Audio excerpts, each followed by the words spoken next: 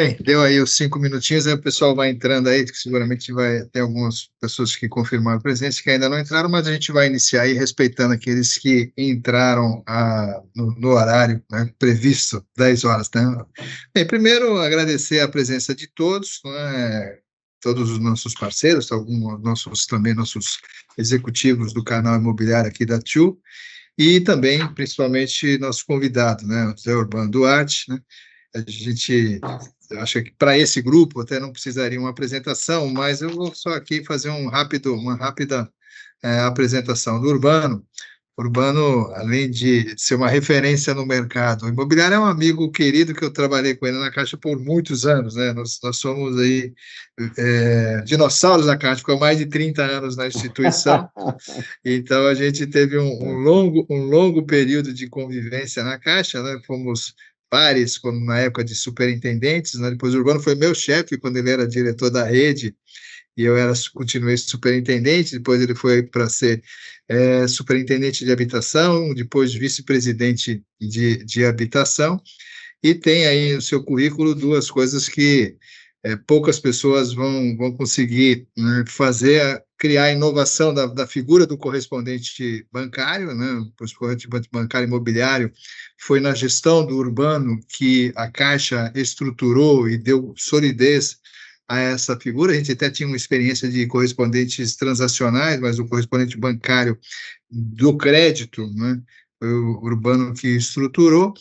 E também ele estruturou o primeiro programa Minha Casa Minha Vida, né, junto com o governo federal, mas a Caixa, ela foi o agente que tinha aí 99,99 das aplicações do Minha Casa Minha Vida 1, e o Urbano, né, pôs mais essa estrelinha no seu currículo. Continuei na Caixa, virei vice-presidente de rede, o Urbano aí foi para o mercado, e hoje ele atua, né, em vários conselhos e também dá assessoria, né, focada em mercado imobiliário, né? Se vocês acompanharem o Urbano no LinkedIn, né, talvez uma fonte muito LinkedIn e Facebook, né, uma fonte muito precisa, né, do que está acontecendo no mercado imobiliário. Nós aqui, quando a gente começou a discutir na TIU, né, uma possibilidade de trazer informações para os nossos parceiros, né, a gente visualizou esse canal, né, um canal de vídeo stream, né, quando for mais massificado, e um canal aí de Two Talks, né, que é um complemento, né? Nossa ideia é fazer uma vídeo stream massificada para todo mundo que quiser entrar, e depois pegar parceiros dos nossos nichos de atuação e aí bater um papo. É uma complementação daquele trabalho, e nós fizemos essa vídeo stream no começo desse ano. O Urbano deu uma geral, no final do ano, acho que foi no final, me foge a data, recentemente aí, novembro, né? Foi no final de 2023. Ali tinha algumas expectativas para 2024, né? O Urbano abordou algumas expectativas para o ano, tinha algumas incertezas, né?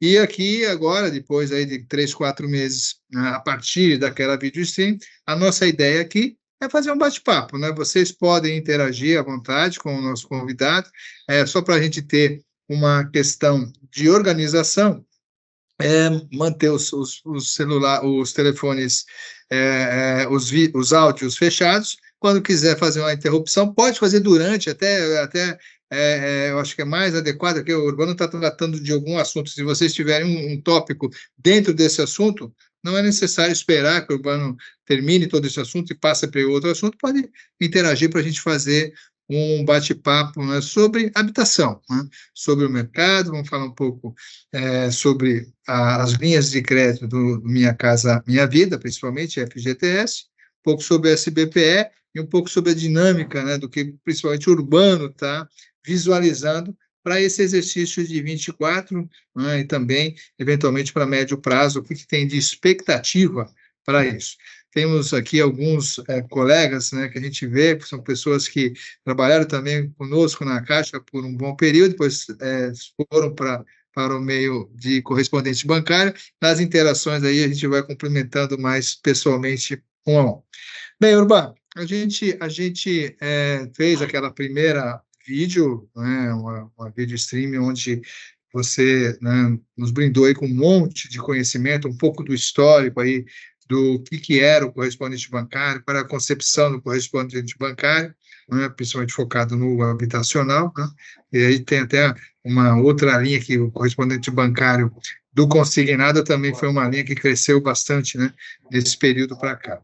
Mas vamos focar nosso papo na habitação, né, como é que a gente vê as perspectivas, né, de uma maneira geral, né, qual é a minha ideia? A gente fala de uma maneira geral quais são as perspectivas de habitação, depois focar no Fundo de Garantia Minha Casa Minha Vida, depois focar no SBPE para a gente fazer um cenário amplo, né? Do geral, um pouco de economia, como é que a gente está vendo esse início de ano, as questões do Fundo de Garantia Minha Casa Minha Vida, as questões do SBPE.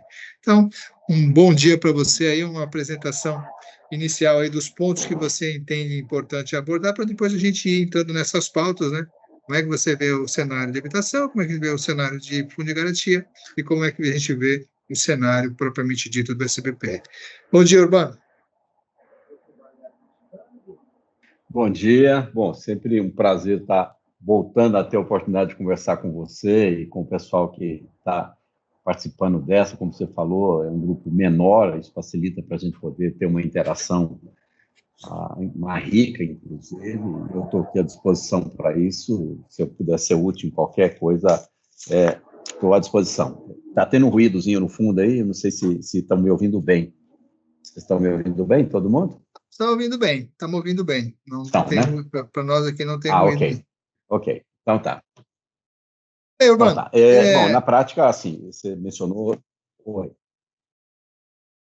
Não, eu ia comentar na linha de que você já tinha provocado, assim, sobre o mercado imobiliário e habitação para 2024, de maneira mais ampla, né? Eu acho que você tem um ano com alguns desafios importantes, mas você tem um ano com alguns avanços também importantes em relação aos anos anteriores. Quando você, vamos dizer, consolida esses desafios e avanços, no geral, quando você olha o mercado de uma maneira mais ampla, sem particularizar Minha Casa Minha Vida ou financiamento para a classe média, você deve ter um crescimento em relação a 2023, especialmente esse crescimento sustentado pelo Minha Casa Minha Vida. A gente não pode deixar de lembrar que quando você começou o ano de 2023, o Minha Casa Minha Vida, nesse volume, ou nesse conjunto de negócios do mercado, ele entrou com 66%, 66 bilhões. Isso comparado com o SBPE, a classe média, isso era menos da metade do que se esperava para aquele ano. Então, o que aconteceu? O que se esperava para aquele ano? Algo em torno de 150 bilhões para habitação de mercado, vamos dizer assim, e cerca de 66 bilhões para habitação popular e tal. Você chegou no final do ano, você fez 90 de habitação popular e fez 150. Agora, quando você olha para esse ano, a habitação popular deve cair. Desculpa, a habitação de mercado deve cair. Mas a habitação Minha Casa Minha Vida vai subir. Então, provavelmente, esse ano, você vai ter alguma coisa em torno de 240 a 250 bilhões, que é mais ou menos o que você teve no ano passado, um pouco maior do que você teve no ano passado, mas quem vai estar puxando isso vai ser o Minha Casa Minha Vida. Se você pegar o Minha Casa Minha Vida, só para ter uma ordem de grandeza, você começou janeiro com um número assim absolutamente expressivo. Foi quase 11 bilhões de reais. Isso é quase o dobro do que foi a habitação para a classe média em termos de volume, né? E isso comparado com janeiro do ano passado, Minha Casa Minha Vida do ano passado, em janeiro, você fez 4,6, 4,5 bi, você fez 10,6 agora, você dá mais do dobro. Então, o que você tem para esse ano é um mercado ligeiramente superior em termos de volume ao que foi feito no ano passado. Em termos de quantidade, vai ser maior, porque o Minha Casa Minha Vida, que está puxando esse crescimento, o ticket médio do valor do financiamento das unidades transacionadas é menor. Então, para fazer esse valor igual ao ano passado, ou próximo do ano passado, você vai fazer com maior quantidade de unidades. Então, você vai ter mais oportunidades de relacionar com clientes para financiamento habitacional, e se eventualmente essa relação trouxer outras oportunidades de negócio, você vai ter uma quantidade maior de oportunidades, mesmo que o volume seja o mesmo. Então, assim, é um ano desafiador, sim, especialmente para o segmento de classe média, e é um ano bastante expressivo do ponto de vista de dinâmica, volume, quantidade, quando você vai para a habitação popular. Esse, assim, dando um primeiro cheiro assim, do que está previsto para 2024, é isso. A gente pode até dizer, poxa vida, mas como é que você projeta um ano, ou imagina um ano com dados de um único mês, que foi janeiro, que é o que está fechado, né? É porque quando você pega esse janeiro, 10,6, que eu falei, por exemplo, Minha Casa Minha Vida de janeiro, ele está em linha com os últimos meses do último quadrimestre do ano passado. Então, não é uma situação que vem dando continuidade àquilo que vinha acontecendo em setembro, outubro, novembro e dezembro do ano passado. Números aí na casa de 10 bilhões aproximadamente. Esse janeiro, inclusive, foi o maior. A gente gosta muito do Brasil, o maior da história. E se você quiser chamar qual foi o maior da história, você pode chamar, em termos absolutos, janeiro foi o maior da história do Minha Casa Minha Vida, em termos de orçamento, FGTS e tal. E a habitação de mercado teve uma queda importante, mas quando você soma os dois, você, vamos dizer, consolida aquilo que eu falei. Você deve fechar alguma coisa na faixa de 240, 250 bilhões esse ano, se as coisas rodarem como estão previstas para esse mês, nesse mês de janeiro, similar a janeiro, e tem razões de sobra para acreditar que sim, porque ele não é uma situação fortuita, específica de um único mês, ele vem alinhado, tanto Minha Casa Minha Vida crescendo, quanto o SBPE tendo uma redução comparativamente com aquilo que vinha fazendo até então. Perfeito. Então, vamos pegar esse gancho, Urbano. O que a gente percebeu também aqui que o janeiro do Minha Casa Minha Vida, ele foi um janeiro excepcional, né? Agora, você já falou um pouco que ele vem na crescente do último trimestre de 2023, né? Bem, nós tínhamos lá, quando a gente fez a vídeo lá em novembro, a gente tinha uma expectativa aí de dotação, né? O Conselho Curador do FGTS, que libera a dotação para a Caixa não tem autonomia de liberar recursos sem que o Conselho Curador do FGTS faça a dotação, libere a dotação.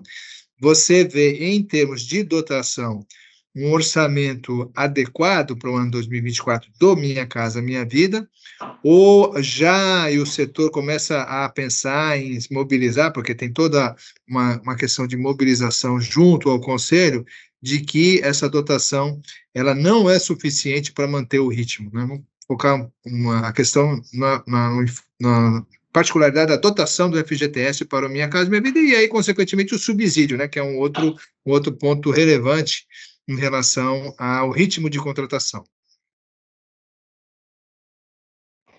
Tá perfeito, Walter. Assim, vamos por partes, subsídio e orçamento para financiamento, né, propriamente. É possível que todo mundo seja. Você vai olhar para o orçamento, se você projetar janeiro. É todo mundo nosso aí, eu acho. Tem alguém perguntando, eu estou ouvindo assim, não é possível que seja todo mundo nosso, mas, enfim, deixa eu voltar aqui ao que nós estávamos falando. Bom, quando você olha para a questão orçamentária, é bom você separar subsídio, que é um orçamento à parte, em tese mais raro, porque é mais difícil arranjar um dinheiro para você dar fundo perdido, você arranjar um dinheiro para emprestar e retornar com o pagamento das prestações e tal. Quando você olha para o orçamento, para financiamento propriamente dito, você começou o ano com cerca de 100 bilhões, vamos arredondar aqui, né? Cerca de 100 bilhões para esse ano.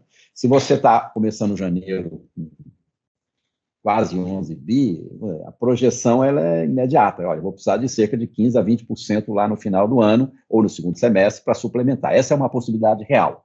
E eu diria para você que, assim, esse não é o grande problema nesse momento. É possível arranjar suplementação? É possível. Inclusive, no ano passado, quando se estava aprovando o orçamento para esse ano, tinha uma proposta de que o orçamento fosse 120 bilhões. Aí entenderam que deveria ser nessa casa de 100, 99 ponto qualquer coisa, e ficou esse valor. Mas no estudo, eu acho que, enfim, já feito, você já tem essa alternativa e essa possibilidade de fazer essa suplementação. Mas tem algumas coisas que estão em discussão, que é bom estar atento, né? Até quem está, por exemplo, aí na frente, atendendo o cliente, que vai fazer o financiamento, no caso, os correspondentes, que, assim, esse valor, ele tem uma variável dentro dele que cresceu bastante, que existe um movimento para reduzir.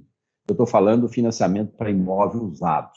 Para você ter uma noção, esse valor no ano passado, desses quase 100 bilhões, desses 90 bilhões que se gastou no ano passado com orçamento, cerca de 17% foi com usado. Alguma coisa em torno da casa de 17% foi com imóvel usado. No ano anterior, lá em 2022, esse valor ele representava cerca de 7% do orçamento. Aí ele subiu para quase 20%, 18% do orçamento. Ou seja, você começou a gastar dinheiro demais com o usado. E qual foi a chave que mudou isso aí? Duas. Primeiro, que você passou a dar um subsídio maior para o imóvel usado. Né? Quem está aí na frente sabe que ele passou a ter no início o mesmo subsídio do imóvel novo. E a Caixa fez uma mudança por volta de abril do ano passado, em que ela aumentou a cota de financiamento por usado. Vocês acompanharam isso aí. Né? Então, esse aumento da cota do financiamento para imóvel usado é maior do que o subsídio. Por que eu digo isso? Porque quando você chegou em outubro do ano passado, quando se começou a perceber que o usado estava consumindo demais o orçamento, e não se desejava isso, se desejava que o orçamento fosse mais um estimulador da dinâmica econômica, gerar emprego, inclusive ampliar a arrecadação do Fundo de Garantia, e esse tripé, emprego, dinâmica econômica e arrecadação do Fundo de Garantia, ele passa muito mais para o imóvel novo, porque o imóvel novo, você contrata o cara para fazer a obra, você paga Fundo de Garantia, você gera emprego, e o imóvel usado menos, é diferente a dinâmica deles. Então, com esse argumento, foram para cima do Conselho Curador no final do ano passado. Nós temos que dar um basta nisso, diminuir isso.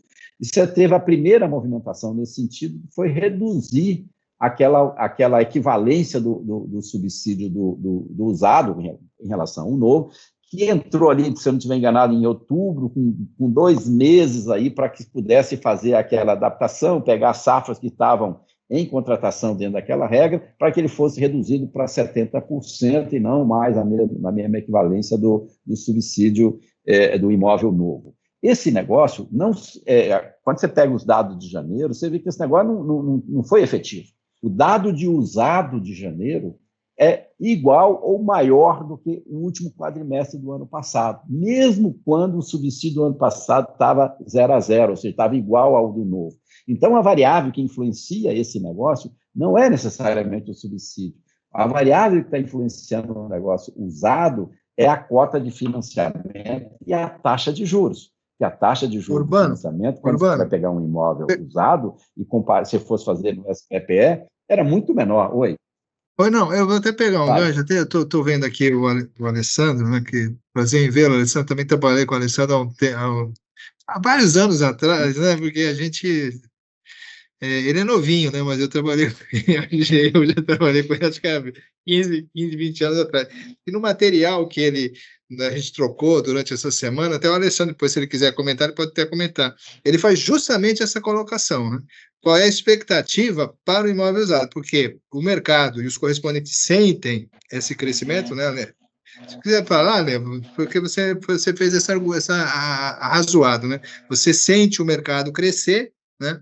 E aí a dúvida é, nós, correspondente, né, vamos atrás desse mercado, incentivamos, vamos atrás de parcerias, né, porque para você fazer uma parceria, você tem que estruturar, tem que ter parceiro, tem que ter imobiliária, tem que ter algumas construtoras que têm imóvel em estoque, etc. Então, Ale, se você quiser comentar essa aí fazer essa colocação para o Urbano abordar, eu acho que é adequada, que ele está abordando justamente aquilo que você colocou.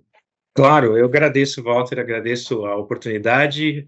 Bom dia aos amigos, aos colegas, vejo amigos de Minas aí, Marília, querida, saudade. Obrigado, Walter, pela oportunidade de te ver de novo, depois de tantos anos, né? Trabalhamos juntos durante anos, aprendi muito contigo, você sabe disso. Obrigado, Urbano. Queria agradecer muito pela oportunidade, de verdade, Urbano, eu estou gostando demais, Walter e Urbano, do que a gente está conversando. A colocação que o Walter fez a respeito de uma pergunta que eu havia mandado e que me parece bastante importante. A gente costuma ver, e eu não tenho como não fazer isso, porque a minha formação é em economia, né? Eu não tenho como não fazer isso. A gente costuma ver precisamente a alocação eficiente dos orçamentos, né? Que é precisamente, Urbano, o que você está mostrando. Como é que efetivamente a gente se a oferta está garantida, em que share a oferta está garantida, etc. Mas o que me chama muita atenção, eu não sei nos outros estados, porque Brasil são inúmeros países, mas especialmente em São Paulo, o que me chama muita atenção é o lado da demanda. Me parece que, por vezes, eu dou um exemplo. Há alguns anos, eu nem lembro se na época que eu trabalhava com o Walter ou se foi na época do Vargas, eu fui chamado para um debate na cultura, e naquela época, um advogado defendia que o mercado estava garantido em termos de demanda porque o déficit habitacional era muito grande ainda no Brasil. E aí eu tive que dizer para ele, na TV, que não, ele estava totalmente equivocado, porque o déficit habitacional não significa demanda. Especialmente no Brasil, né, Walter? A gente sabe que o Minha Casa Minha Vida, o Urbano também acompanhou, que a maior parte do déficit habitacional são pessoas que não acessam o mercado. Daí a importância do Minha Casa Minha Vida e do subsídio. E uma das preocupações é essa, porque o preço dos imóveis está subindo, do novo, o preço do usado já é algo muito mais competitivo em relação ao novo. O cliente, a gente sente, começa a fazer comparações em que espaço eu tenho, que metragem eu tenho disponível, ainda que eu não tenha um condomínio clube super sofisticado, etc. Bom, eu tenho muito mais espaço. A cidade, se a gente pega São Paulo, a gente está se tornando uma coisa muito parecida em termos de preço, espero que melhore, mas com Paris e outras capitais europeias, em que restaurantes, etc., todo o lazer fica muito caro, e as pessoas começam a entrar, né, a ir para casa. Então, vamos nos reunir, comer uma pizza em casa, porque tá caro, e em 26, 30 metros, 40 metros, isso começa a ficar difícil. Então, eu só estou levantando algumas questões de demanda, se você puder comentar, Urbano, isso me parece bastante importante. Quem fazia um estudo, eu não sei se eles estão ativos, depois eu preciso até ver, na época do Walter a gente estudava bastante isso juntos, era o IBRE, né? O IBRE tinha uma área muito competente na pesquisa da construção civil, que olhava muito para a demanda. Então, se você puder comentar, eu agradeceria muito. Uhum. Eu diria para você, Alessandro, que acho que você tocou, de uma certa forma, o seu relato aqui, ele é quase que uma reunião do Conselho Curador, nesse tema, sabe? Assim, eu acho que ela... E considerando, inclusive, uma situação que quem está sentado lá sempre advoga, diz assim, cara, eu preciso resolver um problema de política pública. Essa questão foi verbalizada dessa forma. Não me importa, do ponto de vista da política pública, se eu estou atendendo a necessidade um imóvel novo ou usado. Eu estou tentando resolver o problema de uma família que está com a dificuldade de acesso à moradia, por isso eu vou dar o subsídio igual do novo, por isso eu vou ter um orçamento ilimitado, por isso eu Caixa vou dar um orçamento de 80%.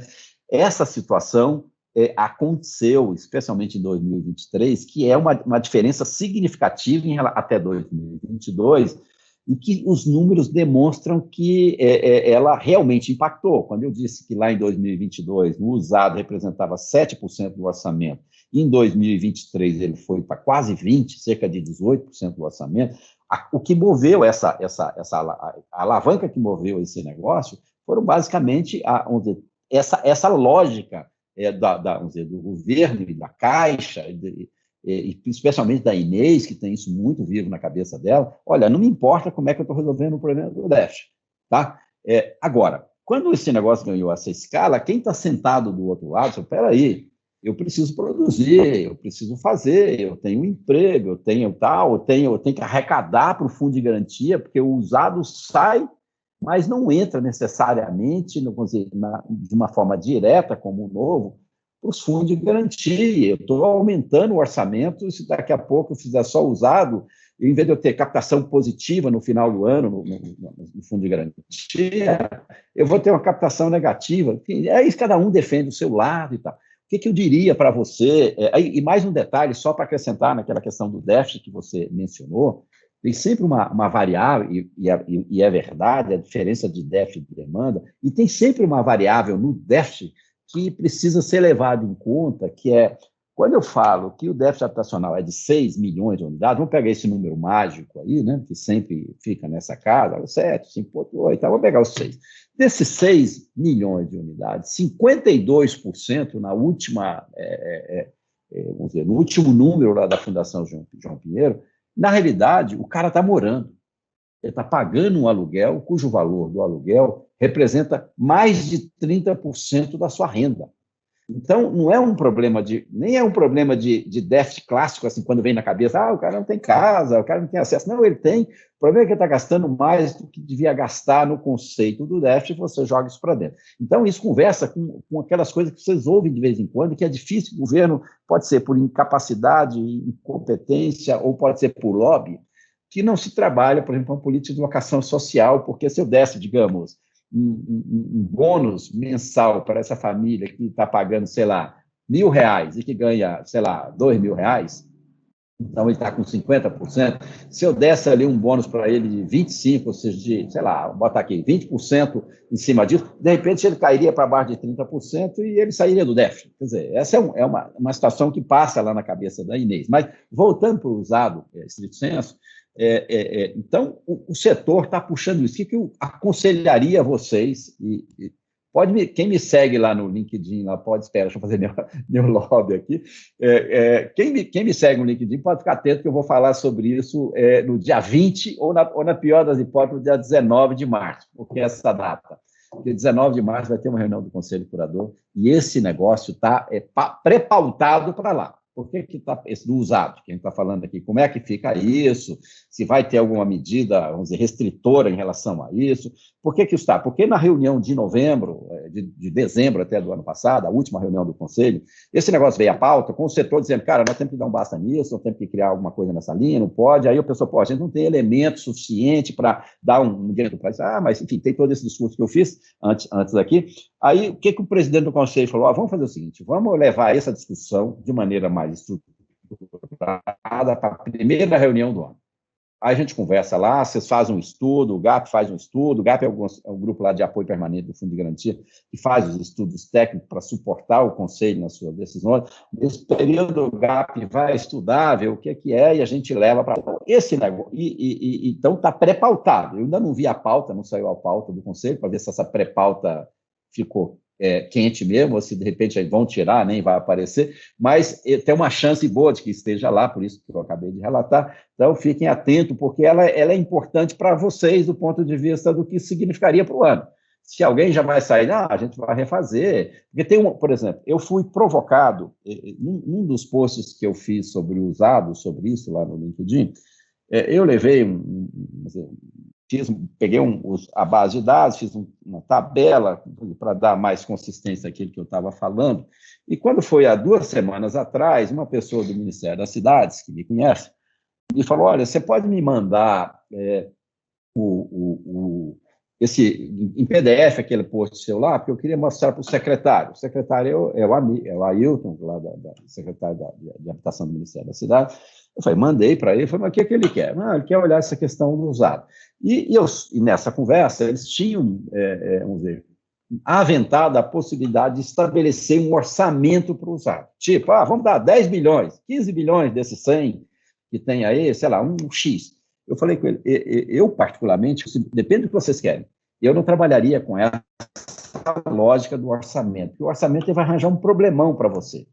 O que vai acontecer? Se você bota um orçamento de 10 e você tem uma demanda de 20, cara, no primeiro mês, com esse efeito de escassez, você vai ter o dobro da demanda, porque vai acabar, um monte de gente vai procurar você, e você vai ter que matar isso no peito quando acabar o dinheiro, ou se a Caixa usar uma lógica que ela faz, eu vou alocar 1/12 do orçamento mensal para você, como já foi feito em outros momentos. Aí, quando chega ali no dia 10 do mês, você acabou o orçamento. Aí o cara bate na sua porta, fica brigando com você, brigando com a Caixa. Então, assim, eu acho que para mexer nisso tem que ser uma coisa diferente, a não ser que você não se importe com esse desgaste que toda a cadeia de atendimento, aí eu estou falando do governo, que é o responsável por isso, a quem está na ponta, teria nessa relação. Então, Urbano, seja, nessa reunião do dia 19, essa questão do usado vai ser tratada de maneira específica. Oi. Urbano, o Matheus da CCARS, ele optou por fazer uma pergunta pelo chat aqui, que é bem disso que você falou, que tentar fazer alguma coisa diferente para o Minha Casa Minha Vida. Ele está perguntando se, na sua opinião, para resolver a questão do orçamento do imóvel usado, não seria ideal reduzir a cota do price novamente e cortar subsídio para usado? Existem essas possibilidades? Assim, Esse, inclusive, é a minha sugestão, sabe? Assim, se quiser, de fato, mexer nisso, eu sugeriria que esse negócio passe pelo agente financeiro, porque o agente financeiro tem essa prerrogativa, porque a cota é definida pelo agente financeiro em função do risco que ele quer correr. Então, inclusive, às vezes, você pode ter 80%, você joga lá no Sicaquê, sai só 50%, sai só 60%, que é o que o agente financeiro acha que topa correr o risco com aquele cliente em particular, ou seja, pelo endividamento que ele já tem, essa coisa toda. Então, eu acho que passaria por aí, sabe? Mas eu não tenho certeza do que virá, mas essa, na minha opinião, seria mais a cota do que o subsídio, por aquilo que eu mencionei.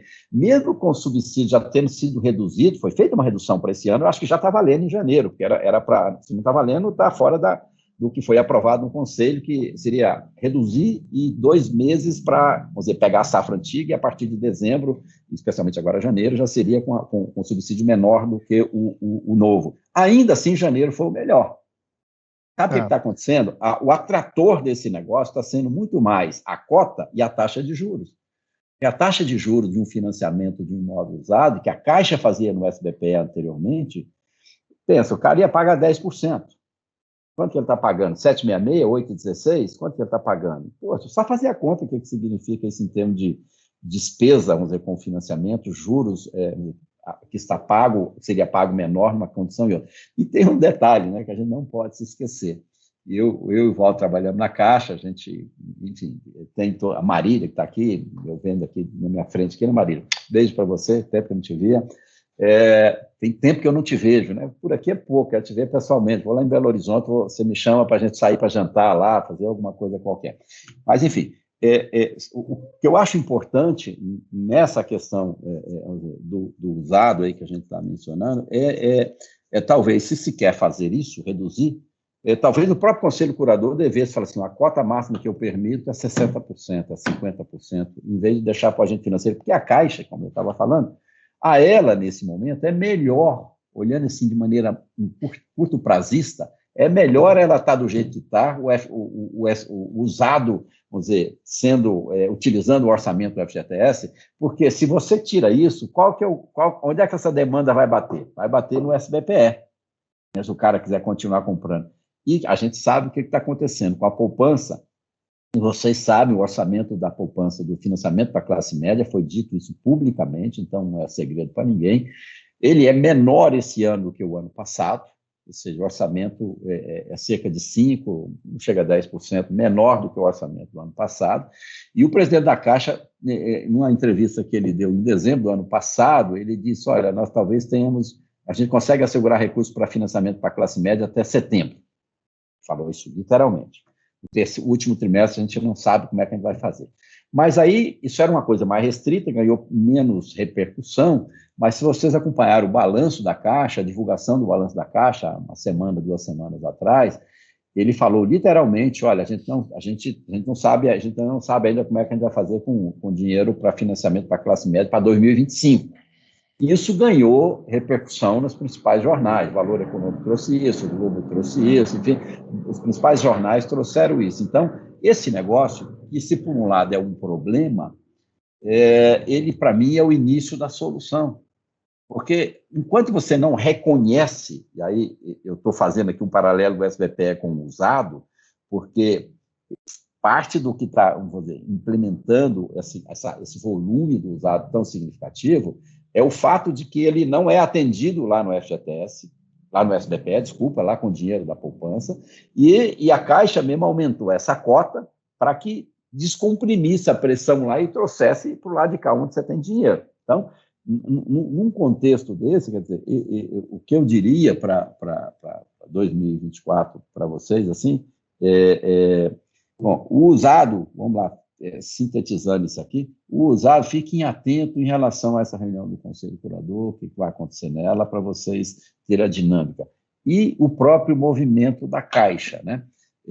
Dado que, reconhecido que está o problema do dinheiro da poupança ou do financiamento para a classe média, a própria Caixa está se movimentando para achar soluções. Eu, particularmente, fui convidado e participei durante o mês de janeiro, dia 25 de janeiro até o dia 26 de fevereiro, de um grupo de trabalho na Caixa, cujo uma das vertentes era especificamente funding para habitação para a classe média.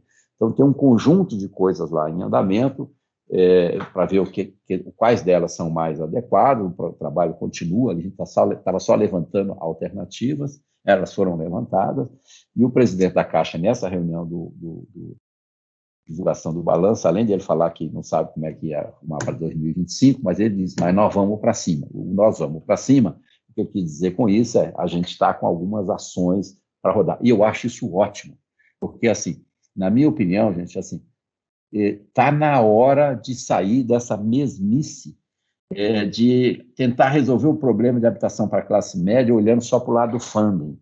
A poupança, eu não sei vocês, eu faço parte, eu não sei se eu já sou maioria, pouco tempo atrás era quase que minoria, quase que isolado, mas hoje já tem mais gente que pensa como eu estou pensando. A poupança não será mais o que foi. Então, ela deixará de ter essa representatividade na cabeça do investidor.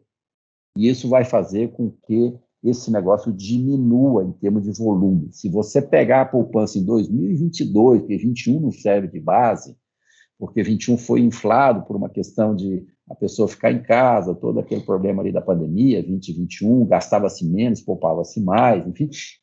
Não tira 21 da brincadeira. Pega 22. Você pegar dezembro de 22 e comparar com dezembro de 23, pegar com janeiro de 24, que já tem o dado até janeiro de 24 fechado. O saldo da poupança, eu estou falando o saldo da poupança, é 50 bilhões menor em janeiro desse ano do que era em dezembro de 22. E aí eu estou falando, então, que ele perdeu valor absoluto, e para perder valor absoluto, ele perdeu toda a correção monetária e rendimento que ele teve, todo o rendimento que ele teve em 23 inteiro, né? Saiu, e ainda assim, ele ainda perdeu 50 bilhões. Porque, por exemplo, se você tem 100 deu 10% de juros, eu tinha 110, mas se eu tenho 90, na realidade eu perdi 20. Então, eu não perdi só os 50, só para fazer uma continha de padeiro. Quando eu saio de 780 para 730, que é o que nós temos, de 22 para 21, eu estou perdendo 50 bilhões e mais do rendimento inteiro. Então, e nesse ambiente, você tem que discutir isso com outra cabeça, são outros paradigmas, né? Então, na minha cabeça, assim, tem que sair dessa visão do fundo e ir para uma visão da relação com o cliente, e a gente está discutindo alguma coisa nessa linha lá com a Caixa, enfim, deixamos alguma coisa nessa linha com a Caixa, mas a notícia boa é que quando o setor inteiro, né, era alienado em relação a isso. Eu nunca tinha visto nenhum representante das centrais, que você já sabia, que a Abraim, que todo mundo aí, trazer isso como problema. Você tinha um ufanismo dizendo assim, olha, esse ano foi o melhor da história.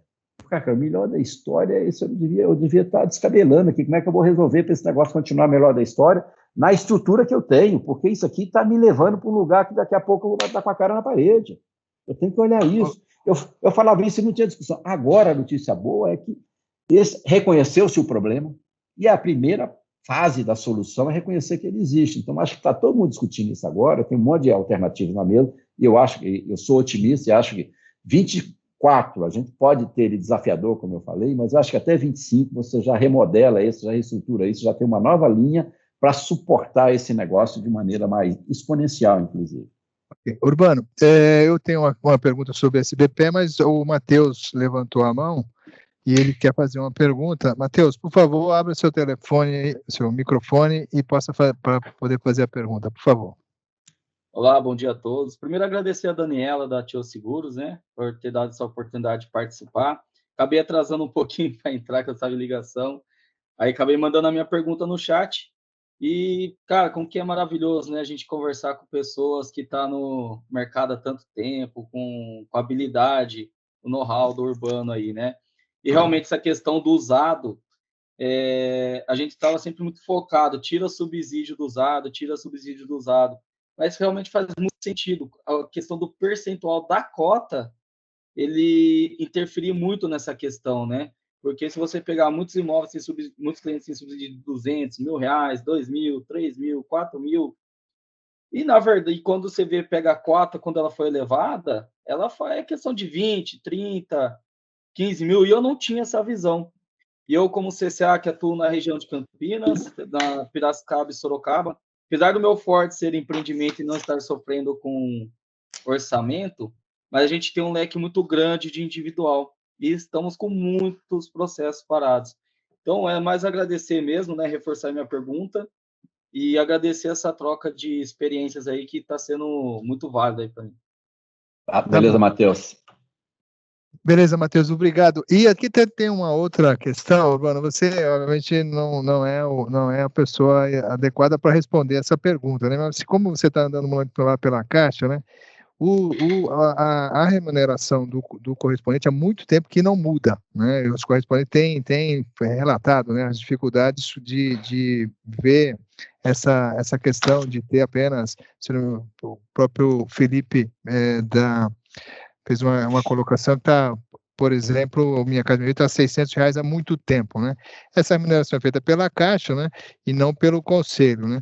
Você vê alguma possibilidade, você tem visto algum estudo lá de mudança de alguma questão sobre taxas de correspondente, ou esse é mais um problema que o mercado tem que enfrentar para 2024? Eu acho que você terminou aí com a resposta que eu tenho, porque eu não conheço, assim, não vejo, não conversei com alguém sobre isso, para que eu pudesse minimamente falar, ouvir isso, ouvir aquilo, não foi algo que eu tenha participado de algum momento em que se discutisse sobre remuneração do correspondente. Eu, particularmente, assim, eu me lembro quando a gente começou isso lá em 2009, tinha uma meia dúzia de pilotos, assim, a gente estava trabalhando, tentando, vamos dizer, criar um canal que fosse sustentável, fosse interessante para todo mundo, para o correspondente, para a Caixa, para o cliente. A lógica era ter um canal onde a gente conseguisse agilizar o processo sem necessariamente ter que ter 10 agências da Caixa aqui, 20 agências, não, a gente ganhava. Enfim, vocês conhecem essa história. Meu ponto é, assim, que eu fui vencido na época, e eu não sei como é que a Caixa pensa isso hoje, eu não sei nem como é que vocês pensam. Naquela época, a gente discutia com quem estava no piloto, eles achavam isso igual a mim, talvez porque estivesse no piloto, mas eu nunca perguntei para vocês. Meu ponto, assim, era assim, eu defendia que o correspondente não tivesse que ser exclusivo, sabe, assim, para que você tivesse uma competição e que, eventualmente, você competia pelo valor, mas você competia pela qualidade também, que você podia ser mais exigente, inclusive, naquele momento que você estava querendo, porque, por incrível que pareça, você pode achar que não, mas naquela época, as incorporadoras e as imobiliárias, elas não viam o correspondente como uma coisa positiva. Cara, foi uma luta, eu tive que brigar, assim, sabe quando você fica marchando sozinho e marchando errado, você achando que está certo, e você está certo, mas você tem que continuar marchando errado, porque você está diferente dos outros, mas porque você está certo, eu tentava mostrar, era uma dureza.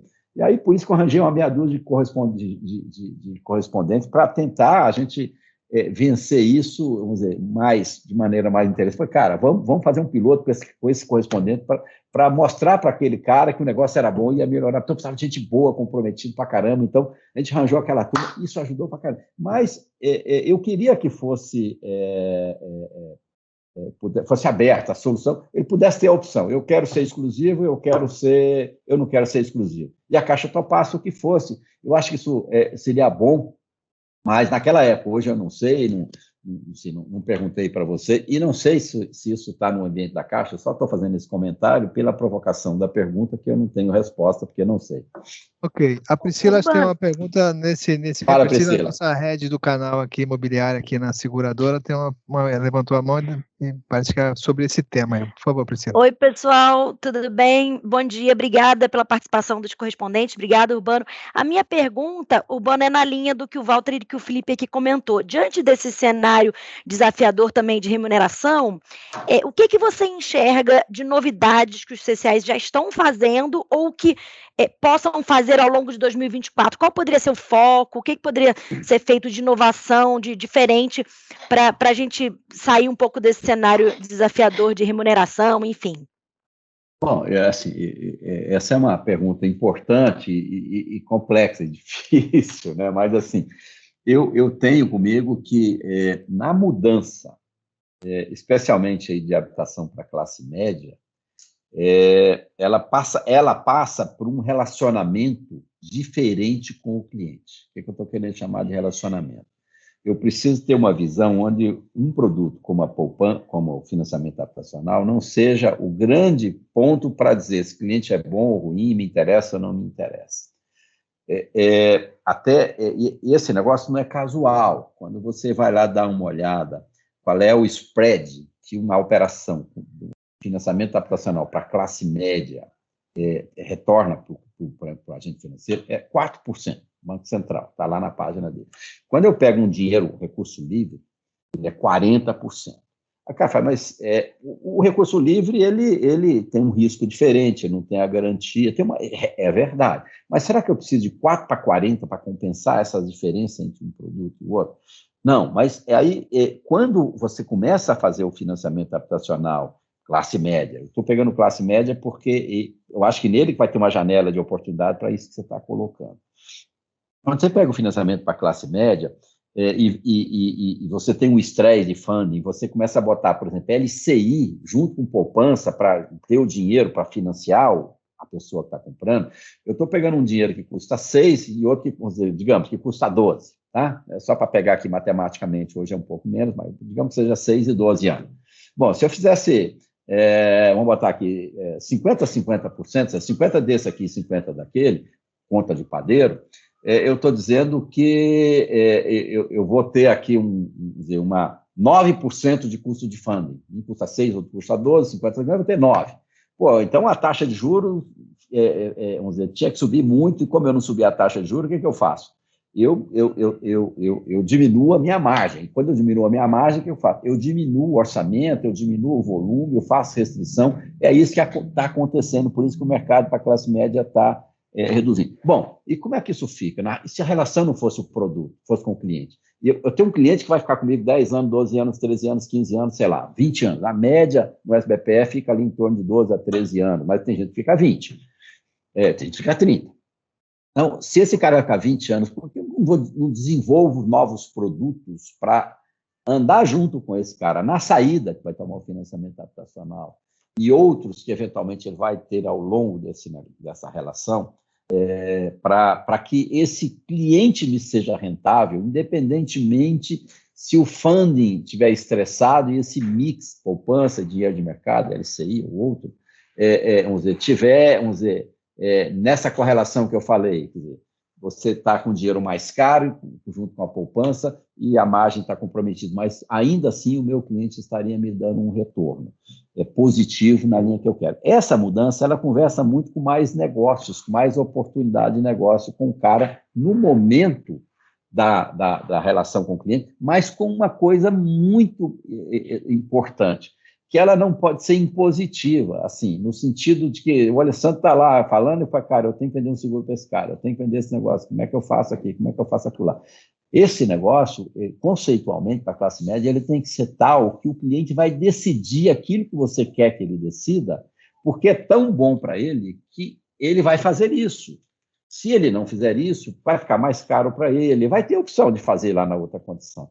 Mas qual seria o trabalho do correspondente nisso? Muito mais de demonstrar para ele os dois cenários, aqui, e tem que ser coisas que façam sentido. Por exemplo, eu tenho agora a questão da possibilidade de novas operações na mesma alienação, novos créditos na mesma alienação. Está possibilitado isso.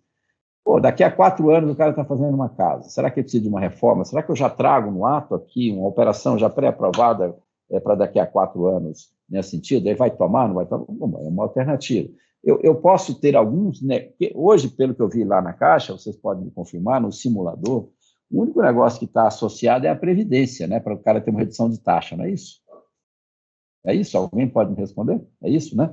Então, assim, a possibilidade de um cara que está tomando um financiamento fazer uma previdência, ela é menor, né? Porque, foi dito aqui, não sei se foi o Matheus, alguém disse aqui, foi, olha, pô, 80% foi importante, porque na regra, mais do que o subsídio, ele tinha um subsídio pequeno e o 20% vamos dizer, quando eu levo para 80%, o valor do financiamento dele fica maior e ele precisa de menos recurso próprio.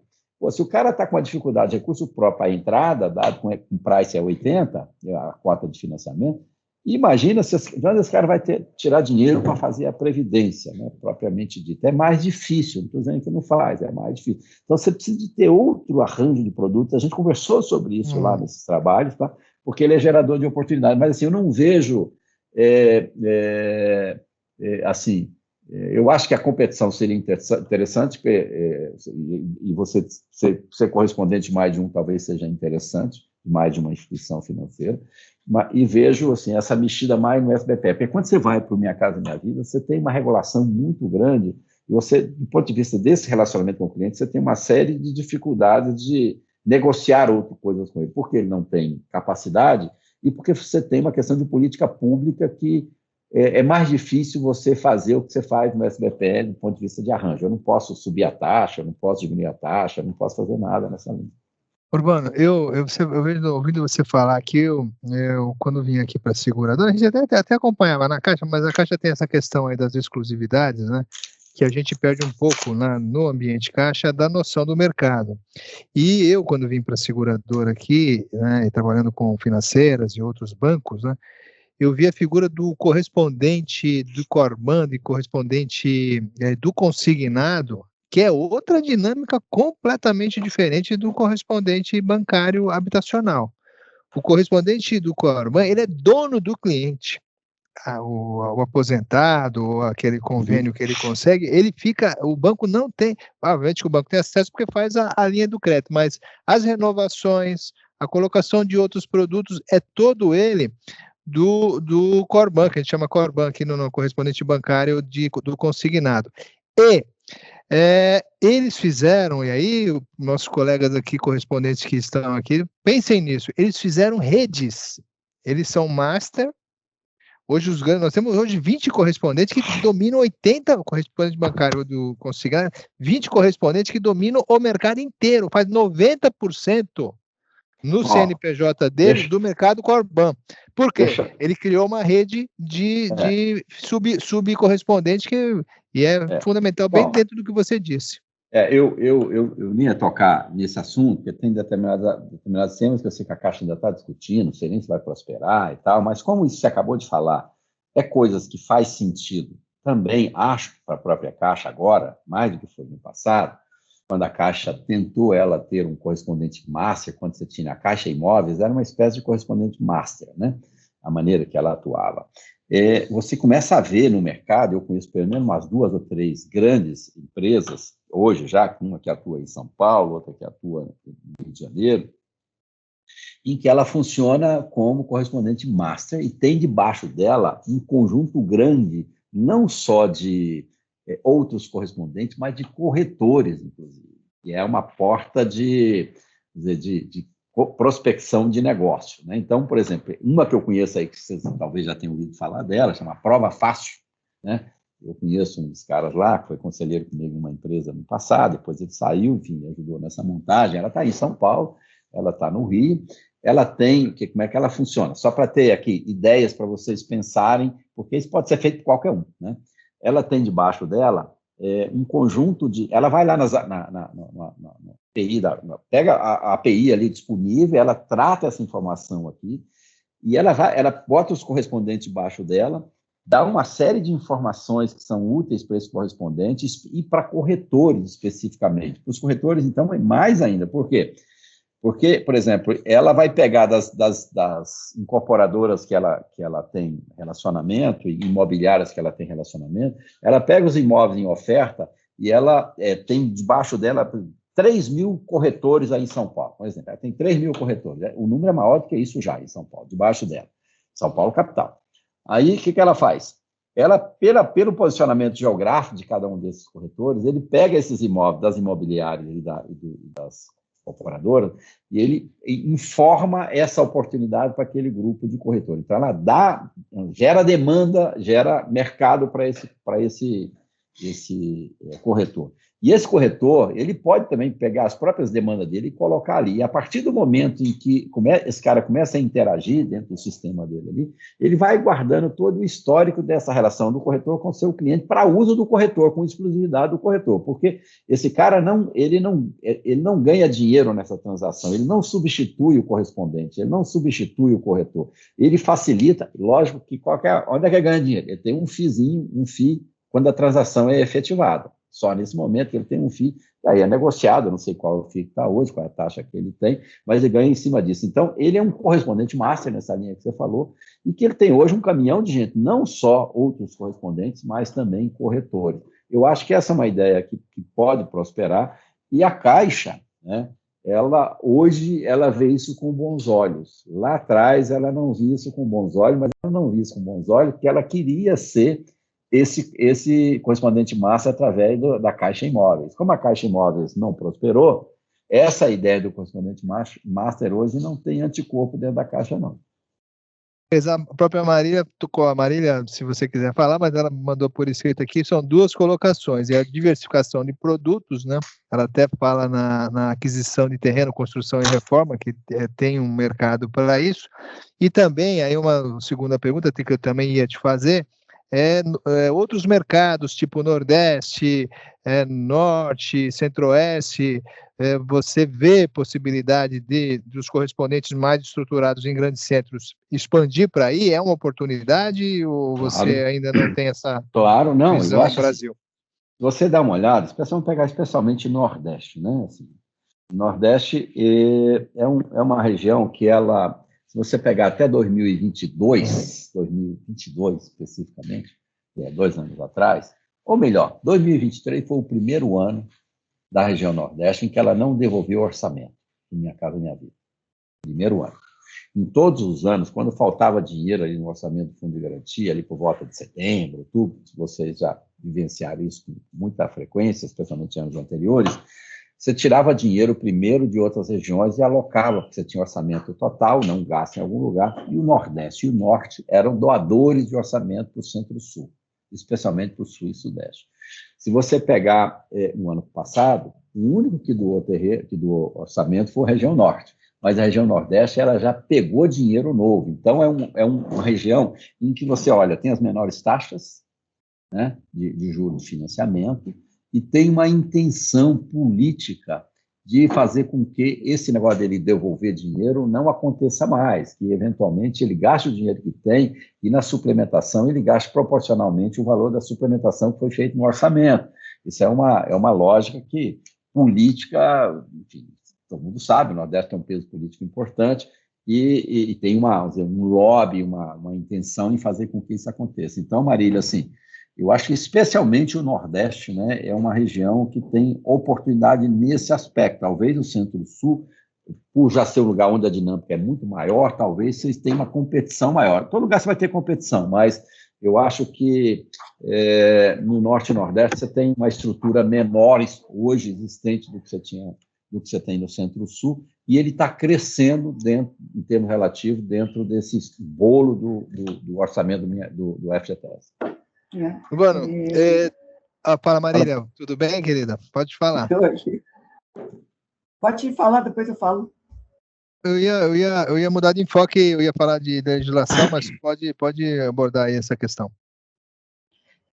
Primeiro que eu vou começar vendendo terreno de construção para vocês dois aqui, lá na praia de Preá, aquele investimento da XP lá de Carnaúba, já estou lá. Viu? Aí, vou mandar os prospectos aí para vocês, e para você também, Ale. Aí nós vamos trabalhar com o pé na areia. É maravilhoso lá, é uma região que está sendo... como é que fala? É uma área que ainda não tem ainda muita comercialização, né?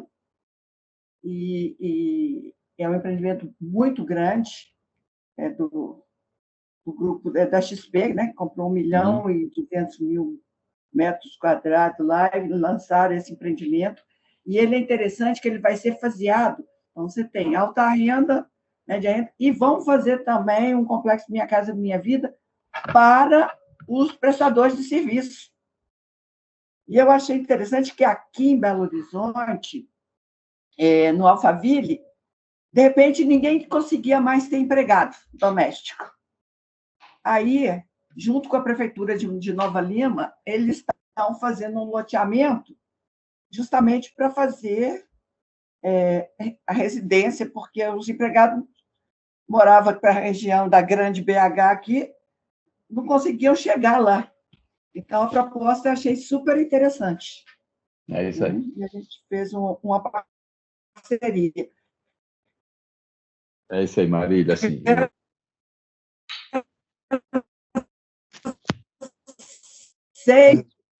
eu acho que ela está cortando. Né? Cortou um pouco o finalzinho, Marília. Depois você manda os panfletos aí, mas uma coisa é certa, diversificar é importante e diversificar para outras regiões também é importante. Tem essa burocracia dos CNPJs novos aí, mas acho que vale a pena, ainda tem muita oportunidade ainda para vocês que estão estruturados, né? Aqui só tem... Seu microfone, você desligou o microfone, Walter. Eu estou dizendo, desculpa, eu estou dizendo que vocês, desse grupo que está aqui, né, são correspondentes estruturados, né, que sabem fazer o negócio, né? Essa diversificação e expansão, eu acho que é um excelente caminho. A exemplo, né, do que fazem, como falei há pouco, dos correspondentes de Corban, que é o consignado propriamente dito, e de crédito ao consumidor. Agora, Urbano, nós estamos aqui, já passamos de 1 hora, tem 2 questões que são importantíssimas, né, são questões de legislação, né? Nós temos aí julgamentos que podem prejudicar, né, a questão de funding, principalmente do fundo de garantia. Temos aí mudança na LCI, que ampliou agora para prazo de 1 ano, que pode tirar um pouco a atratividade do papel, e temos também o FGTS Futuro, né, que você pré-anunciou para a gente aí lá em novembro, né? Então, eu gostaria que se você pudesse falar dessas 3 questões de legislação que tem impacto muito grande no nosso negócio habitacional. Vamos lá, vamos por partes, vamos para a LCI, que eu acho que é o mais recente, né, a mudança que você teve. Quando o governo mexeu nisso, ele tinha uma intenção. Qual é a intenção? Fazer com que o recurso que é captado no mercado através desse papel fosse efetivamente direcionado para a habitação. Você tinha algumas alternativas de utilização, de lastro para fazer essa captação, e não direcionava para isso. E você, então, oferecia um dinheiro, um investimento com isenção de imposto de renda, que tinha um propósito para esse mercado em particular, e ele estava indo para outras coisas. Essa é uma primeira situação, e lógico que isso tem a ver também com o governo melhorar a sua arrecadação, porque se esse negócio não sai, vamos dizer, com isenção de imposto de renda, aqui pode ser que ele vire uma outra alternativa de investimento, mas essa outra alternativa terá tributação, terá imposto de renda. Mas ficando no nosso mundinho aqui do mercado imobiliário, esse negócio, ele teve uma mudança, vamos dizer, relativamente expressiva, que é a questão da carência, de sair de 90 dias para 1 ano de carência. E, num primeiro momento, todo mundo achava, olha, isso pode ser um problema, porque o investidor que está acostumado, mesmo que ele fique 2 anos lá com o investimento, mas ele sabe que a partir de 90 dias, a hora que ele precisar de tirar, ele tira. É mais ou menos o que acontece com a poupança, né? A poupança é um dinheiro que tem liquidez diária e que você empresta com 30 anos. Quer dizer, o cara pode tirar amanhã e te deixar desacobertado aí com essa questão, mas não acontece. Então, na LCI é a mesma coisa, ou seja, o cara, às vezes, não tirava, mas ele queria saber que a partir dos 90 dias podia tirar. O que mudou? Agora é 1 ano. Bom, qual foi a consequência direta disso? Bom, no primeiro momento, em janeiro, esse negócio vinha crescendo para caramba. A gente tem uma noção, ele estava em janeiro com 373 bilhões de reais de saldo lá em janeiro, de LCI. Isso vem crescendo de maneira vertiginosa ao longo desses últimos anos. Por quê? Porque também está faltando dinheiro da poupança, tem que tirar de lá para compensar para cá, e é o que mais se assemelha, vamos dizer, do ponto de vista da característica, ao dinheiro da poupança. Só que em fevereiro ele já caiu, ele caiu 6 bilhões. Mas era esperado que ele caísse, ou seja, fechou janeiro com 373, fechou fevereiro com 367. Era esperado que isso caísse. Por que era esperado que isso caísse? Porque eles não estão renovando aqueles papéis que tinha aquela condição que não pode mais fazer. Então, eu tenho que fazer outra coisa. A expectativa que se tem é que, embora possa ter uma queda no primeiro momento, essa queda seja muito mais motivada por aqueles que não estavam alocados para o setor. Então, ele não afetaria o setor.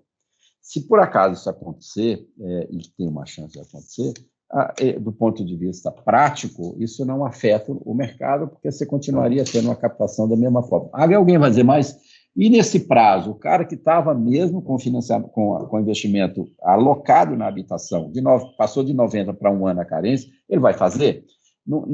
Como você vai ter um volume de oferta menor, digamos que, só para fazer um exemplo aqui, bem de padaria mesmo, digamos que eu conseguisse emitir nas condições anteriores 1 bilhão por mês. Bom, com imposto de renda, isenção de imposto de renda e tal, pô, tinha um monte de gente que ia lá e investia com 90 dias. Bom, agora com 90 dias, para um ano, como é que fica? Bom, primeira situação, eu não vou conseguir emitir 1 bilhão mais. Eu vou conseguir emitir só 700 milhões com esse novo arranjo. Bom, mas o fato de eu ter uma oferta menor, em vez de ser 1 bilhão e 700 milhões, eu vou ter um papel mais raro, menos frequente, menos ofertado no mercado.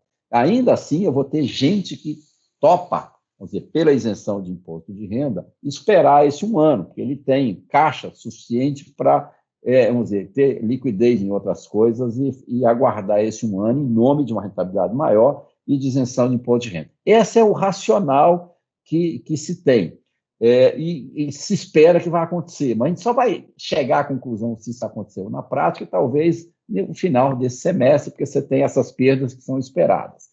E, ao mesmo tempo, existe um segundo fator esperado nisso, que se eu tenho um produto, uma oferta de um investimento mais raro, porque ele é bom do ponto de vista de isenção e até de rentabilidade, torna ele mais atrativo do que boa parte de renda fixa, incomparavelmente com a maioria dos outros, ele tem uma condição muito melhor.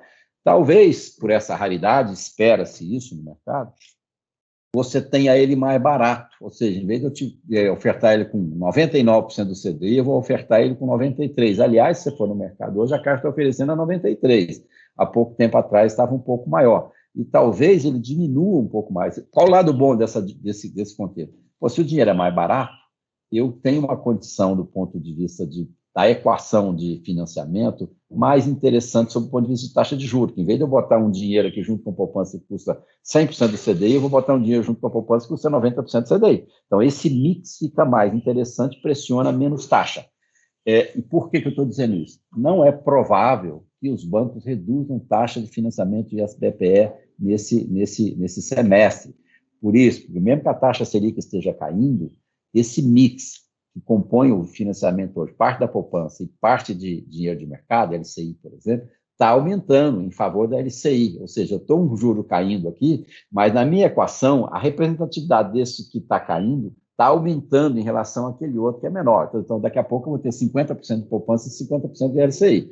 Mesmo nessa condição com a LCI caindo, eu ainda vou estar numa condição, banco menos favorável para mim, quando eu tinha, digamos, 80% de poupança e 20% de LCI, mesmo que a LCI tenha caído. Então, resumindo, a LCI é uma situação que ainda está, vamos dizer, um compasso de espera para ver o comportamento, caiu em fevereiro, comparado com março, o volume, e o volume de aplicação também, tem um site aí que te dá esse acompanhamento, o volume de aplicação anterior era de 1,2 bi dia, agora o volume de aplicação dia está com 0,6, caiu pela metade. Mas se essa metade caiu e tiver direcionado para onde tiver direcionado, e o que está saindo é aquilo que não estava no setor, ótimo, é isso que o governo está imaginando. Vamos aguardar, essa é a primeira situação. Vamos falar agora de STF. STF, assim, é aquela questão de correção do FGTS. Bom, em tese, a partir de abril, você pode voltar com isso para a pauta. Tem gente achando que não volta, tem gente achando que isso vai demorar mais um tempo. Eu lembro que, assim, eu não estou nessa página, embora eu tenha que admitir que isso é possível, mas não estou nessa página. Tem gente acreditando que pode acontecer, aconteceu lá atrás. Vamos lembrar que esse negócio está aqui desde 10 anos atrás. Aí ficou numa gaveta lá 5 anos, aí tiraram o ano passado, enfim, depois voltou para a gaveta, enfim. E agora ele está lá numa gaveta e que tem um prazo para voltar para o ministro relator.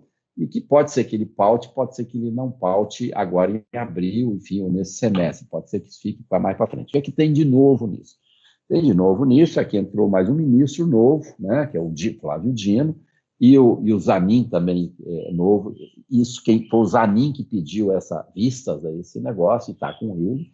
E o setor está conversando com esses dois e com os demais para falar, olha, a gente acha que por isso, uma série de razões, o fato de ter, vamos dizer, 3% mais a distribuição do lucro pode ser melhor, especialmente se o Brasil der certo. Imagine que a taxa de juros da Selic caia para 7%. Bom, com 7%, a poupança vai render 4,9%. De repente, os 3 mais a distribuição do lucro dá mais do que esses 4,9, dá 6, enfim. Então, assim, você fica uma questão variável, uma questão que precisa ser olhada. Então, tem uns argumentos que está sendo colocado para o ministro, e não sei se ele vai aquecer, se ele vai... Porque o argumento dele é muito forte, né, do ministro relator. Fala, cara, se o governo quer fazer política pública, pagando, vamos dizer, cobrando um juro de financiamento mais barato, ele que subsidia isso aí com dinheiro do orçamento, porque não é justo você pegar 40 milhões de pessoas e subsidiar o país inteiro, por mais que seja assim. Então, o argumento é complexo. Então, você tem que entrar muito mais na lógica de mostrar que pode ser melhor uma situação do que outra. O setor está tentando fazer isso. E mais, eles procuraram as centrais sindicais, porque quem entrou com essa ação foi o PSOL, que tem muita central sindical ali que vivem juntos ali com eles, estão sempre na interlocução, mas eles procuraram, o setor procurou as centrais sindicais para discutir isso com ele, e me foi dito, eu não tenho essa informação concreta, não conversei com ninguém de central sindical, de que as centrais sindicais estavam, vamos dizer, propensas a falar com o ministro, a gente prefere 100% do lucro mais os 3%. Então, assim, o ambiente nesse momento em relação a isso não é de nada que te dê um sinal, olha, vai para cá, vai para lá. Só que continua na pauta, tem que ser ponto de atenção, pode ser que entre em abril, pode ser que não entre, e o fato novo é ministros novos abordados com essa abordagem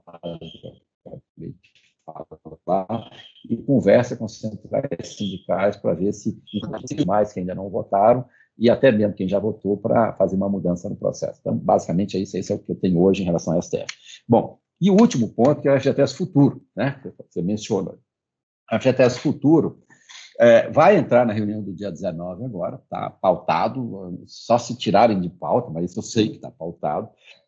E, enfim, não existe nenhum problema em relação a isso, está todo mundo, vamos dizer, na mesma página hoje, então é muito mais uma ratificação do que uma aprovação, pelo que a gente tem aqui. E ele entra, vamos dizer, provavelmente, sei lá, um mês depois, porque se ele for aprovado do jeito que está pensado, a adaptação operacional da Caixa é baixa, porque ela já fez algumas coisas desde que esse negócio foi discutido lá atrás. Então, a implementação operacional seria rápida. Eu acredito que ele vai trabalhar em 2 linhas facilitadoras para a dinâmica do negócio. Uma delas, a primeira delas, é que eu vou permitir que quem não tem capacidade de compra poder comprar, né? Enfim, um cara que, sei lá, ganhava, sei lá, R$2.000, que estava meio fora do mercado, R$1.800 estava meio fora do mercado, de repente ele vai poder comprar alguma coisa com esse negócio. Essa é a primeira situação, inclusive sobre esse aspecto. E a outra situação é que muita gente, vocês devem ter isso aí, que ele não consegue os 80%, a cota máxima, concorda? Do jeito que está hoje, ele não consegue a cota máxima. Ele tem lá endividamento, ele tem alguma coisa, então ele vai pegar uma condição diferente ali. Esse cara, ele vai ter, de repente, com essa questão do FGTS Futuro, um aumento no seu volume e ele vai poder pegar a cota máxima. Lembrando que mesmo com o FGTS Futuro, um cara que já pega 80% do financiamento, o FGTS Futuro não mexe nessa capacidade de compra dele, ele mexe na capacidade de quanto é que ele tira do orçamento dele, aquele salário mensal, e não necessariamente quanto mais de financiamento que ele vai pegar. O que eu estou querendo dizer? Se o cara, por exemplo, vai comprar um imóvel de 100 e financiou 80, e esse 80 deu uma prestação para ele de 300, se eu vier com 100 de fundo de garantia, o que vai fazer é que a prestação dele, que vai tirar do bolso dele, é 200, outros 100 vem do fundo de garantia. Mas o valor do imóvel de 100 vai continuar o mesmo, o valor do financiamento de 80 é o mesmo, porque você tem a cota do 80% ali, no caso de price. Então, agora, aquele que estava financiando 70, nesse mesmo exemplo que eu dei, um imóvel de 100, com o FGTS Futuro, ele vai poder, de repente, financiar os 80. Isso é bom para ele, porque tem menos recursos próprios, e é ótimo para as incorporadoras, porque esse negócio conversa com o tal do pró-soluto, né? Aquela questão, como é que você organiza esse negócio, como é que você parcela isso, estou falando para imóvel novo, como é que você... Tem muita empresa hoje fazendo conta, assim, empresas grandes aí, que os números são abertos, que hoje tem aí um pró-soluto na casa de 13%, 14%, vamos dizer, do valor da transação, vai para pró-soluto, pré-chaves e pós-chaves, tem muitas já considerando a possibilidade desse negócio cair de 10, cair para 9 alto, 9,7, 9,5, o que é um negócio extremamente interessante para o setor. E eu estou comentando isso porque quem está nesse negócio tem que torcer para todo mundo estar bem. Para você, correspondente, estar bem, ser interessante, você ajuda na velocidade de venda dele, na velocidade de repasse dele, e você torcendo para que ele possa estar bem, porque ele vai continuar lançando e produzindo. Tanto que os lançamentos do Minha Casa Minha Vida aumentaram e os lançamentos do SBPE diminuíram. Por quê? Porque no SBPE o cara está mais sofrido.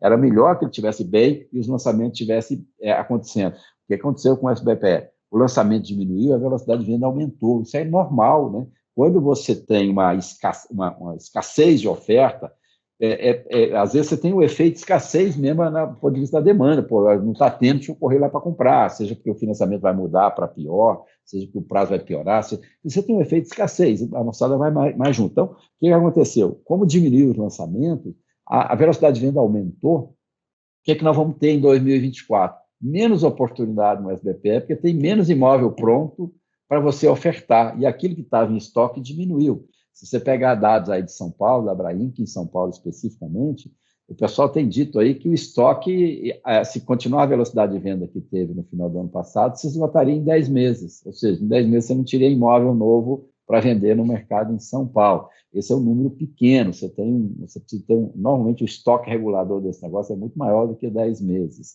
Então, o que eu estou comentando com isso? No caso do FGTS Futuro, está andando, não vai ter surpresa, acho que dia 19 a gente vai ter essa informação precisa.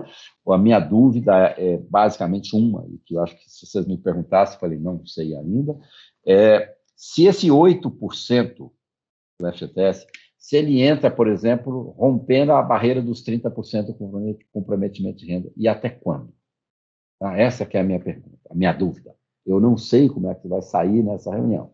E assim, eu posso ter hoje o limite de 30%, né, price, eu posso ter lá, posso ter 30% no comprometimento de renda hoje.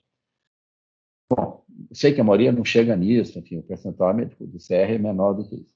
Mas eu poderia chegar a 38%? Tinha uma conversa aí que não, esse estudo eu não vi.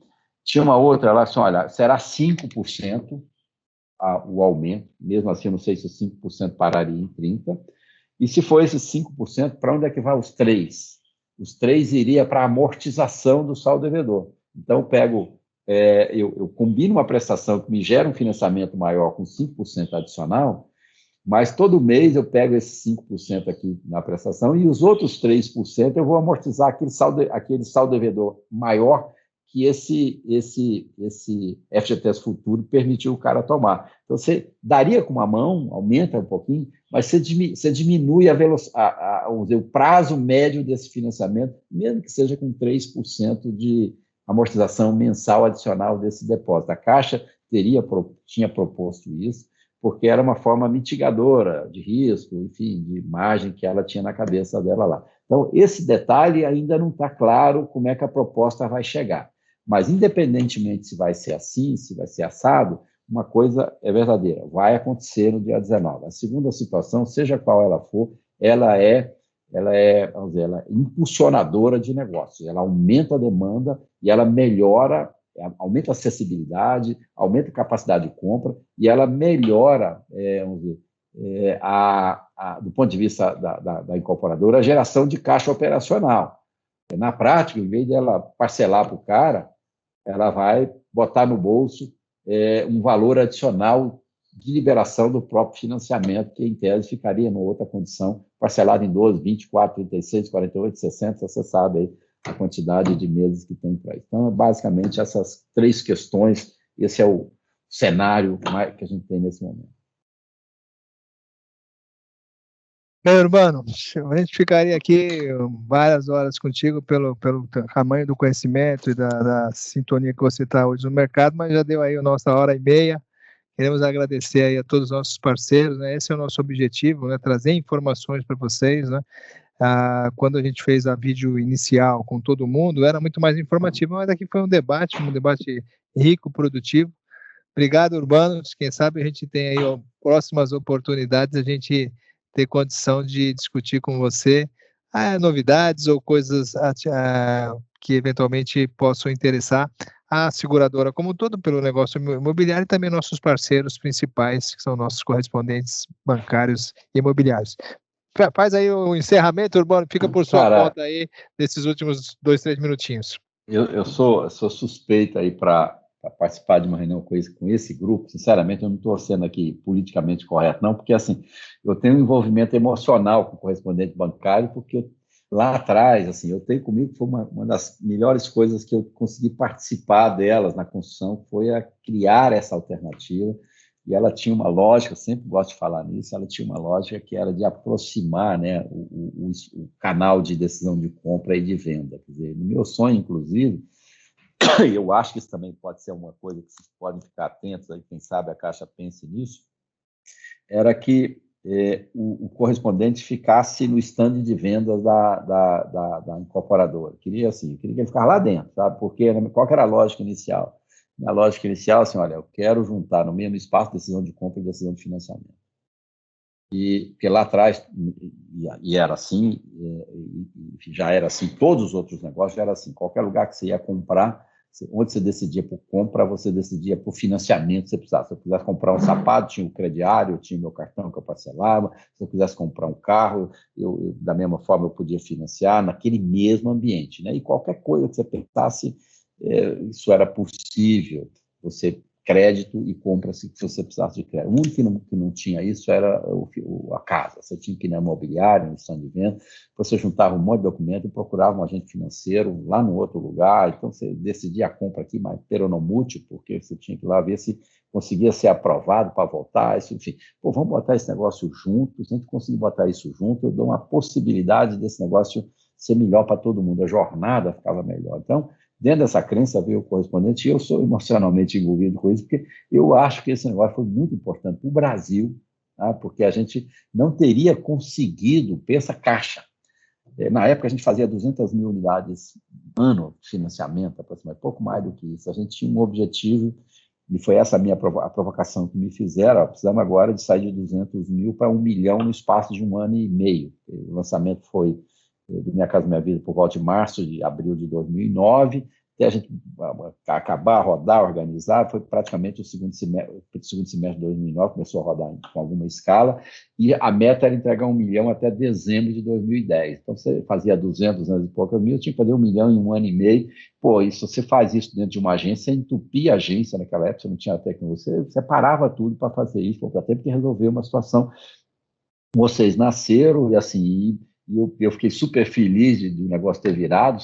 Vocês foram fundamentais para aquele primeiro objetivo, e vocês foram fundamentais para duas coisas: para o mercado imobiliário crescer, o PIB de 2%, a participação do crédito imobiliário no PIB brasileiro, que sai de 2% para cerca de 10%, está estagnado em 10%, mas precisa de sair disso, e a alavanca para sair é desamarrado, direcionado a habitação para a classe média, porque hoje ele está limitado nesse 10%, porque você não tem dinheiro da poupança para financiar a classe média, então você tem que achar outra alternativa. Mas vocês provocaram esse crescimento, foram agentes que provocaram esse crescimento, sair de 2 para 10, dando acesso especialmente às famílias mais carentes. Você nunca deu tanto acesso à moradia para a família de baixa renda no país como se deu nessa época. E assim, esse canal, me orgulho disso, assim, independentemente se o negócio é bom para você financeiramente ou não, como é que está, olhando do ponto de vista assim, daquilo que era o objetivo. Pô, aumentou, foi bom para a economia, foi bom para o emprego, foi bom do ponto de vista social, que aumentou a acessibilidade, né?